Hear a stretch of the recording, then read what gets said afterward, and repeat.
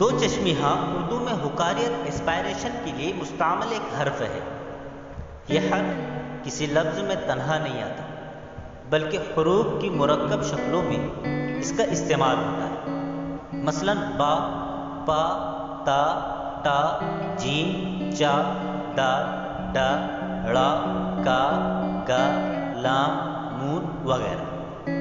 حروف کو حکاریت کے لیے ان حروف کے بعد دو چشمی ہاں جوڑتا ہے تو ان کی شکل ترتیب وار بھ، پھ، تھ، ٹھ، جھ، چھ، دھ، ڈھ، ڑ، کھ، گھ، ل، ن میں بدل جاتی ہے۔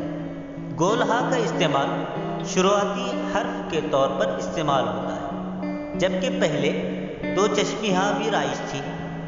فی الوقت دو چشمی ہاں کا استعمال درمیانی اور آخری ہاں کے طور پر استعمال ہوتا ہے۔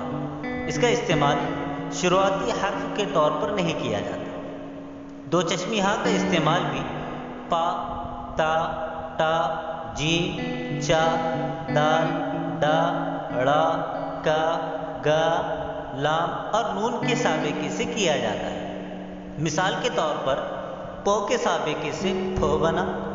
پھو کا استعمال پھول کے لفظ میں ہوتا ہے۔